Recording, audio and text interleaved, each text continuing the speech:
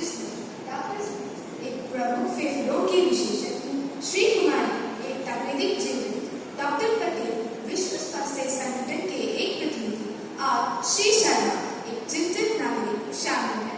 आइए अपने पहले प्रश्न से शुरू करें। डॉक्टर स्मिथ, क्या आप हमें तपेदिक की वर्तमान स्थिति के बारे में बता सकते हैं, वैश्विक और हमारे देश में? धन्यवाद। तपेदिक अभी भी एक प्रमुख सार्वजनिक स्वास्थ्य चिंता है, जिसमें 2020 में 10 करोड़ से अधिक नए मामले दर्ज किए गए थे। हमारे देश में इतने तपेदिक घटना को कम करने में महत्वपूर्ण प्रगति की है, लेकिन अभी भी बहुत काम करना बाकी है। दूसरा प्रश्न, श्री कुमारी, क्या आप अपने तपेदिक के व्यक्तिगत अनुभव के बारे में बता सकते हैं? आपने निदान और उपचार के साथ कैसे सामना किया? हाँ बिल्कुल, मुझे 2 साल पहले तपेदिक का पता चला था। शुरू में मैं विनाशकारी थी, लेकिन मेरे परिवार और चिकित्सा टीम के समर्थन के साथ मैंने उपचार पूरा किया और पूरी तरह से ठीक हो गई।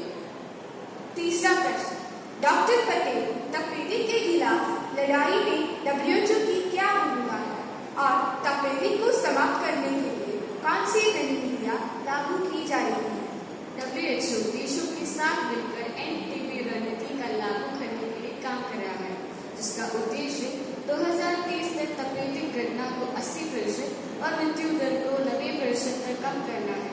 हम नए नैदानिक उपकरणों और उपचारों के उपयोग को भी बढ़ावा दे रहे हैं। चौथा प्रश्न, श्री शर्मा, एक चिंतित नागरिक के रूप में आपको लगता है कि तपेदिक को समाप्त करने में सामुदायिक भूमिका क्या है? मुझे लगता है कि सामुदायिक जागरूकता और शिक्षा तपेदिक प्रसारण को रोकने और स्टिग्मा को कम करने में महत्वपूर्ण है। हमें लोगों को परीक्षण और उपचार के लिए आगे आने के लिए प्रोत्साहित करना चाहिए। पांचवा प्रश्न, पैनल, तपेदिक को समाप्त करने में हमें कौन सी चुनौतियों का सामना करना पड़ता है और हम इन्हें कैसे कर सकते हैं? एक प्रमुख चुनौती एंटीबायोटिक प्रतिरोध है। हमें एंटीबायोटिक्स के जिम्मेदार उपयोग को बढ़ावा देना चाहिए और नए उपचार विकसित करने चाहिए। मुझे लगता है कि एक अन्य चुनौती तपेदिक रोगियों के खिलाफ स्टिग्मा और भेदभाव है। हमें रोगियों के लिए एक सहायक वातावरण बनाना चाहिए ताकि वे उपचार की तलाश कर सकें।